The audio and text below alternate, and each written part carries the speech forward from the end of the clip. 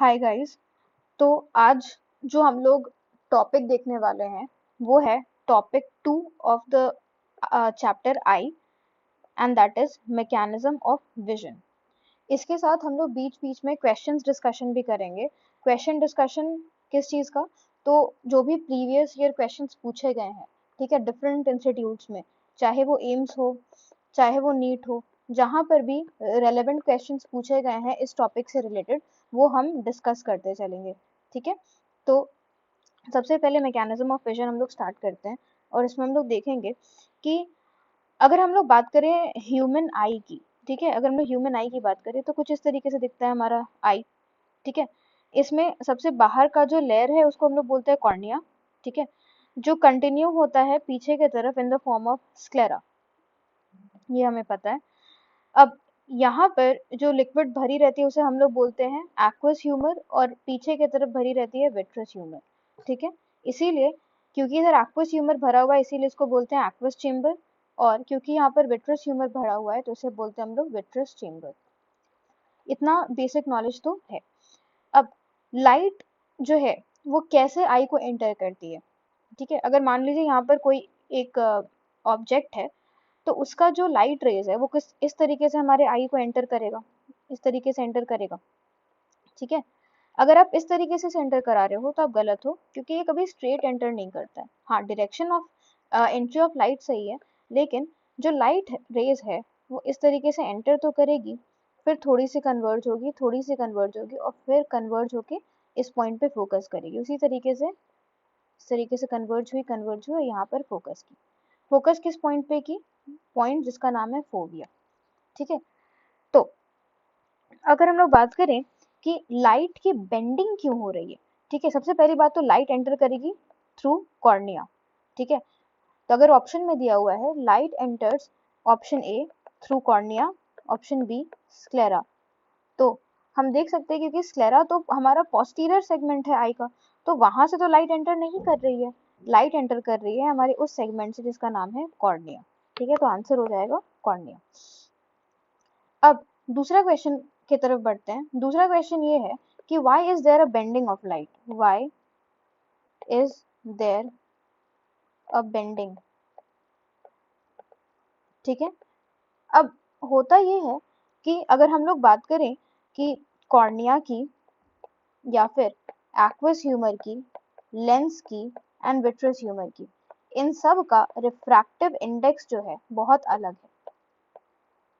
Refractive index इन सब का अलग अलग है, और हमें पता है रिफ्रैक्टिव इंडेक्स अगर चेंज होता है तो एक फिनोमेना होता है जिसका नाम है रिफ्रैक्शन, और रिफ्रैक्शन में होती है बेंडिंग ऑफ लाइट। ठीक है, अब क्वेश्चन उठता है कि बेंडिंग ऑफ लाइट कराना जरूरी क्यों है? ठीक है, क्यों रिफ्रैक्टिव इंडेक्स हर चीज का, जैसे कॉर्निया हो गए, एक्वस ह्यूमर है, लेंस है, विट्रस ह्यूमर है, इनका अलग अलग है। तो बेंडिंग ऑफ लाइट इसीलिए जरूरी है ताकि लाइट रेज, ये एनसीईआरटी का लाइन है, right rays are focused on retina. ठीक है, रेटिना में ताकि वो फोकस हो, और रेटिना के किस पार्ट में? तो फोविया पर। क्यों? क्योंकि फोविया पर ही मैक्सिमम रॉड्स एंड कोन्स पाए जाते हैं। तो उससे क्या हुआ? रॉड्स एंड कोन्स ही तो हैं हमारे फोटो रेसेप्टर, है ना, जो कि क्या करेंगे? रिसेप्शन का काम करेंगे लाइट का। तो ये एक कॉन्सेप्ट है। ठीक है, इसके लिए डिम लाइट के लिए रिस्पॉन्सिबल होगा रॉड्स, ठीक है, और ब्राइट लाइट के लिए रिस्पॉन्सिबल होगा कोन। सनलाइट या फिर ब्राइट लाइट के लिए रिस्पॉन्सिबल कौन होगा? वो होगा कोन।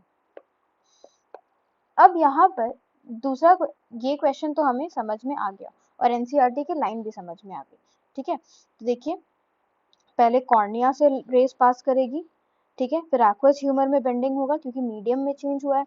कॉर्निया का रिफ्रैक्टिव इंडेक्स अलग था और एक्वस ह्यूमर का अलग है, मीडिया में चेंज हुआ तो बेंडिंग ऑफ लाइट। फिर एक्वस ह्यूमर और लेंस का मीडिया में चेंज हुआ, रिफ्रैक्टिव इंडेक्स में चेंज हुआ, इसलिए फिर से बेंडिंग ऑफ लाइट। लेंस और विट्रस ह्यूमर का अगेन मीडिया अलग है, जो रिफ्रैक्टिव इंडेक्स है वो चेंज हुआ तो बेंडिंग ऑफ लाइट, और कहाँ हुई? फोबिया पे। क्यों? क्योंकि यहाँ पे मैक्सिमम रॉड्स एंड कोन्स हैं। अब एक क्वेश्चन आया था एम्स में, एम्स का एक क्वेश्चन है 2016 में पूछा गया था कि विच पार्ट, यानी कि क्वेश्चन था कि किस पार्ट को अगर रिमूव कर दिया जाए आई का, ठीक है, कौन से पार्ट ऑफ द आई को रिमूव कर देंगे तो हमें विजन की परसेप्शन नहीं होगी, विजन की परसेप्शन नहीं होगी, ठीक है। लेकिन इसमें एक क्वेश्चन का एक और कंटिन्यूएशन वाला पार्ट ये था, if rods and cones are intact, यानी रॉड्स एंड कोन्स में कोई दिक्कत नहीं है, ठीक है, लेकिन किस पार्ट को रिमूव कर देंगे तो विजन ही नहीं होगा, ठीक है। तो सबसे पहली बात है, ऑप्शन में था कॉर्निया, ऑप्शन बी था लेंस, इसी तरीके से ऑप्शन सी कुछ था और ऑप्शन डी भी कुछ और फालतू फालतू ऑप्शंस थे, ठीक है। तो रॉड्स एंड कोन्स तो प्रिजर्व्ड है, ठीक है, रॉड्स एंड कोन्स ऑप्शन में है ही नहीं, ठीक है। अगर रॉड्स एंड कोन्स को हम हटा दें तब तो ऑब्वियस सी बात है हमें क्या होगा, ब्लाइंडनेस होगा, लेकिन ऑप्शन में तो ये है ही नहीं, तो इसका आंसर था कॉर्निया। क्यों?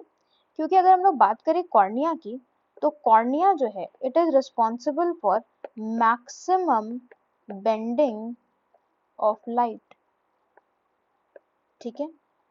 इन सब में cornea, lens, aqueous humour, vitreous humour, इसमें सबसे ज्यादा बेंडिंग ऑफ लाइट कहाँ देखने को मिलती है, कॉर्निया में, इसीलिए इसका आंसर कॉर्निया होगा, ठीक है। तो ये एक क्वेश्चन था इस टॉपिक से रिलेटेड। अब हम लोग नेक्स्ट टॉपिक की तरफ चलेंगे, दैट इज मैकेनिज्म, ठीक है, कैसे मैकेनिज्म होता है। अब अगर हम लोग बात करें मैकेनिज्म ऑफ विजन की, तो इस तरीके से लाइट हमारे कॉर्निया के through, aqueous humour, vitreous humour के थ्रू आती है, बेंडिंग दिखाती है और फिर फोबिया पे आके फोकस करती है, ठीक है। तो phobia is a part of retina only, तो हमें रेटिना की लेयर्स देखने हैं।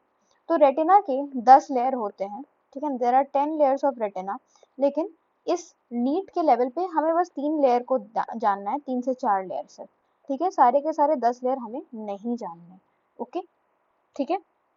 तो स्टार्ट करते हैं। अगर इस तरीके से लाइट हमारे आई को फोकस मतलब हाँ फोबिया पे आ रही है, यानी कि रेटिना पे आ रही है, तो हम इसका एक क्रॉस सेक्शन लेंगे, क्रॉस सेक्शन ले लिया और इसे यहाँ पर दिखाया मैंने, ये लेयर नंबर 1 है, ये लेयर नंबर 10 है, तो ऐसे ही ये लेयर नंबर 1 होगा और लेयर नंबर ये 10 होगा, ओके। अब हमें पता है कि अगर ये रेटिना है, ठीक है, ये रेटिना है, तो इसके पीछे क्या होगा, कोरॉइड और स्क्लेरा, ऐसा क्यों?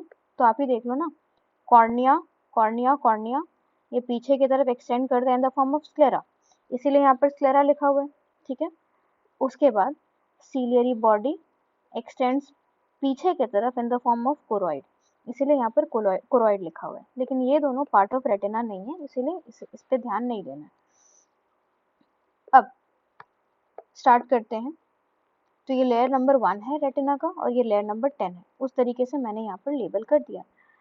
अब सबसे पहले जब लाइट इस तरीके से एंटर कर रही है तो पहले लेयर नंबर 1 पे एंटर करेगी, ठीक है, तो लेयर नंबर 1 पे पड़ी, तो layer number 1 is the ganglionic layer, ठीक है। लेकिन हमें पता है कि लाइट को रिसीव करना, यानी फोटॉन्स को रिसीव करने की पावर होती है फोटो रिसेप्टर में, ठीक है, और फोटो रिसेप्टर कौन होते हैं, रॉड्स एंड कोन्स, ठीक है। तो गैंग्लियोनिक लेयर पे कोई असर नहीं पड़ेगा, ये क्या करेगा कि नेक्स्ट लेयर को लाइट भेज देगा। तो नेक्स्ट लेयर कौन सा है, बाइपोलर नर्व सेल लेयर, ठीक है। तो यहाँ पे लाइट आई, कोई असर नहीं पड़ा, क्योंकि क्यों ही पड़ेगा, क्योंकि फोटो रिसेप्टर तो यहाँ पे है नहीं। तो अब तीसरे लेयर में लाइट जाएगी, that is rods and cones, ठीक है। अब रॉड्स एंड कोन्स में पड़े हैं फोटो पिगमेंट, और इसी को तो हम लोग बोलते हैं फोटो रिसेप्टर लेयर। और अब कुछ चेंजेस आएंगे। अब बात यह है कि जो रेटिना पे जो इमेज बनेगी वो कैसी बनती है, ठीक है। ये एक पॉइंट था कि रेटिना पर जो इमेज बनती है वो इन्वर्टेड बनती है, ये चीज़ हमें याद रखना है, ठीक है। ये एक पॉइंट है जिसे हम आगे क्लियर करेंगे। अब देखिए होता क्या है कि लाइट जो है वो गैंग्लियोनिक लेयर में पड़ी, ठीक है। गैंग्लियोनिक लेयर क्योंकि उसे समझ ही नहीं पाया क्योंकि उसके पास फोटो रिसेप्टर नहीं थे, इसलिए वो आगे के लेयर में पड़ी, दैट इज़ बाइपोलर लेयर, ठीक है। इसमें भी फोटो रिसेप्टर नहीं थे, इसीलिए वो रॉड्स एंड कोन्स पे गई। इतना तो हमें समझ में आ गया। अब होता क्या है कि जैसे ही वो रॉड्स एंड कोन्स पे आई तो रॉड्स एंड कोन्स के पास तो प्रेजेंट है फोटो पिगमेंट, ये तो हमें पता है ना कि रॉड्स एंड कोन्स के पास प्रेजेंट है फोटो पिगमेंट, ठीक है। और ये दो तरीके के हो सकते हैं फोटो पिगमेंट, या तो ये हो सकते हैं रोडोप्सिन या तो ये हो सकते हैं आयोडोप्सिन। अगर कोन्स वहाँ पे है तो आयोडोप्सिन, रॉड्स है तो रोडोप्सिन। अब जैसे ही लाइट पड़ेगी तो हमें पता है इसमें रेटिनल कंपोनेंट जो होता है वो लाइट को एब्जॉर्ब करेगा और कन्वर्ट होगा फ्रॉम सिस टू ट्रांस, तो यानी कि कन्फर्मेशनल चेंजेस आएंगे। इस वजह से ऑप्सिन में भी कन्फर्मेशनल चेंजेस आने लगेंगे, ठीक है। ऑप्सिन में जैसे ही कन्फर्मेशनल चेंजेस आएंगे तो क्या होगा कि जो रॉड्स एंड कोन्स हैं उनमें मेम्ब्रेन परमिएबिलिटी इंक्रीजेस या फिर changes, which leads to influx and efflux of ions, and thus graded potential, mark this, graded potential is generated in rods and cones। तो पहली बार जो पोटेंशियल जनरेट हुआ वो है हमारा ग्रेडेड पोटेंशियल, ठीक है। पहली बार जो पोटेंशियल जनरेट हुआ वो है हमारा ग्रेडेड पोटेंशियल, ठीक है। और कहाँ जनरेट हुआ तो फोटो रिसेप्टर लेयर में जनरेट हुआ which consist of rods and cones. अब ये ग्रेडेड पोटेंशियल जो जनरेट हुआ है ये वापस से ट्रैवल करेगा बैकवर्ड्स, ठीक है ना, यानी कि ये कुछ इस तरीके से ट्रैवल करेगा। Let me erase this out. अब ये कुछ इस तरीके से ट्रैवल करेगा। रॉड्स एंड कोन्स में तो ग्रेडेड पोटेंशियल जनरेट हो गए।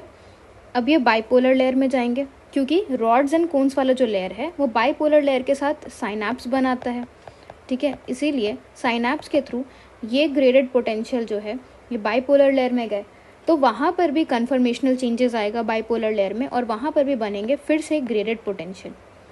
अब क्योंकि bipolar layer ganglionic cell layer के साथ साइनैप्स बनाता है तो अब ये ग्रेडेड पोटेंशियल गैंग्लियोनिक लेयर में जाएगा और गैंग्लियोनिक लेयर में क्रिएट करेगा एक्शन पोटेंशियल, ठीक है। यानी पहली बार एक्शन पोटेंशियल कहाँ जनरेट हुआ गैंग्लियोनिक सेल लेयर में।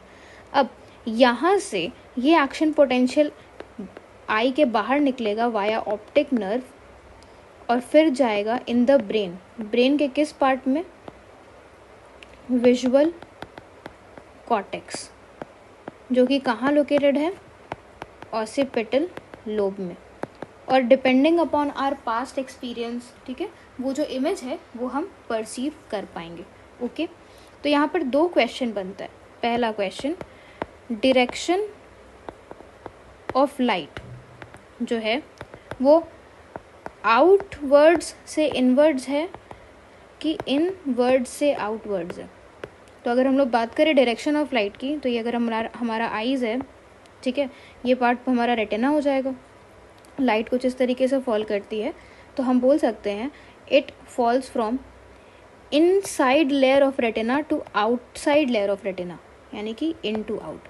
लेकिन वहीं पे दूसरा क्वेश्चन है डायरेक्शन ऑफ जनरेशन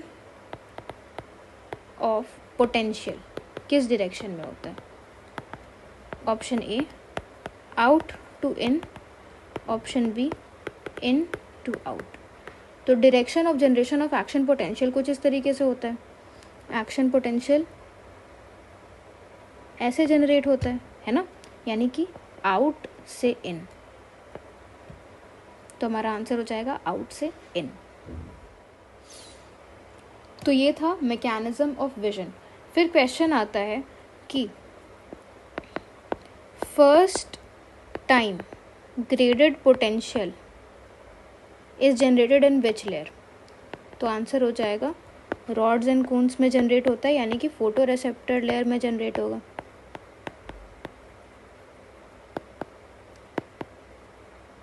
फिर क्वेश्चन आता है first time action potential is generated in which layer? तो इसका आंसर हो जाएगा गैंग्लियोनिक सेल लेयर। तो ये था मैकेनिज्म ऑफ विजन। ठीक है, अब एनसीईआरटी के लाइन्स एक बार देख लेते हैं और फिर इस वीडियो को हम लोग एंड करेंगे। तो एनसीईआरटी में जो लाइन्स लिखा हुआ है, सबसे पहला लाइन क्या है, ठीक है, वो हम लोग देखेंगे।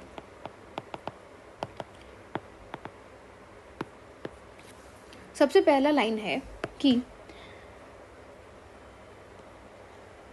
The light rays in visible wavelength, यानी कि अगर वो विजिबल वेवलेंथ में होगा तभी तो हमें दिखेगा। अगर इंफ्रारेड रेडिएशन हमारे आंख पे पड़ेंगे तो थोड़ी ना हमें कुछ दिखने वाला है। ठीक है, तो विजिबल वेवलेंथ होनी चाहिए। ठीक है, अगर विजिबल वेवलेंथ की जो लाइट रेज है it is focused on retina. Focus क्यों हो रही है? क्योंकि रिफ्रैक्टिव मीडिया यानी कि रिफ्रैक्टिव इंडेक्स में चेंजेस हैं। कहाँ के? कॉर्निया के, लेंस के, एक्वस ह्यूमर के और विट्रस ह्यूमर के। तो ये जो लाइट रेज है it is focused on retina. ठीक है, किस पार्ट के रेटिना पे? Fovea. Through cornea and lens it generates potential that is impulses in rods and cones. Rods and cones में इम्पल्सेस क्यों जनरेट हो रहे हैं? क्योंकि वहीं पे फोटो पिगमेंट प्रेजेंट है।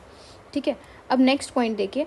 नेक्स्ट पॉइंट है light induces dissociation of retinal from option. जैसा कि मैंने पहले वाले वीडियो में बताया था कि जब लाइट फॉल होगी रेटिना पे, ठीक है, तो रेटिनल उसे एब्जॉर्ब करेगा। ठीक है, रेटिनल उसे एब्जॉर्ब करेगा जिसकी वजह से वो कन्वर्ट हो जाएगा सिस से ट्रांसफॉर्म में और उसका डिसोसिएशन हो जाएगा ऑप्सन में। ठीक है, ऑप्सन से resulting in changes in the structure of option. और इस वजह से स्ट्रक्चर ऑफ ऑप्सन में भी चेंजेस आएंगे जिसकी वजह से रॉड्स एंड कोन्स में मेम्ब्रेन परमिएबिलिटी चेंजेस आएंगे and thus graded potential generate होगा। तो वही लिखा हुआ है this causes membrane permeability changes as a result potential difference. ये कौन सा पोटेंशियल डिफरेंस है? Is generated in the photo receptor cells. तो ये है ग्रेडेड पोटेंशियल।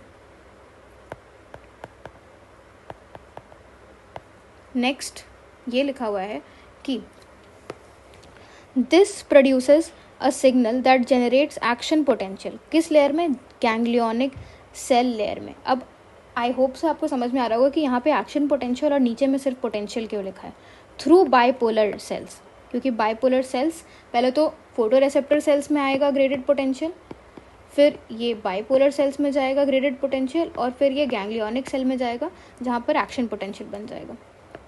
फिर है दीज एक्शन पोटेंशियल, ये जो एक्शन पोटेंशियल है, ठीक है, जिसको हम लोग इम्पल्सेस बोल रहे हैं, ये ट्रांसमिट होगा ऑप्टिक नर्व से विजुअल कॉर्टेक्स में जो कि ऑसिपिटल एरिया में प्रेजेंट है, where neural impulses are analysed and image is formed on retina. Retina पे बनता है and it is recognised based on earlier memory and experience. ठीक है, तो आई होप सो आपको ये पूरा का पूरा एनसीईआरटी का जो ये 2 पैराग्राफ जो काफ़ी ज़्यादा कन्फ्यूजिंग है, बहुत कन्फ्यूजन होता है इसको समझने में, वो बहुत अच्छे से समझ में आ गया होगा। Thank you.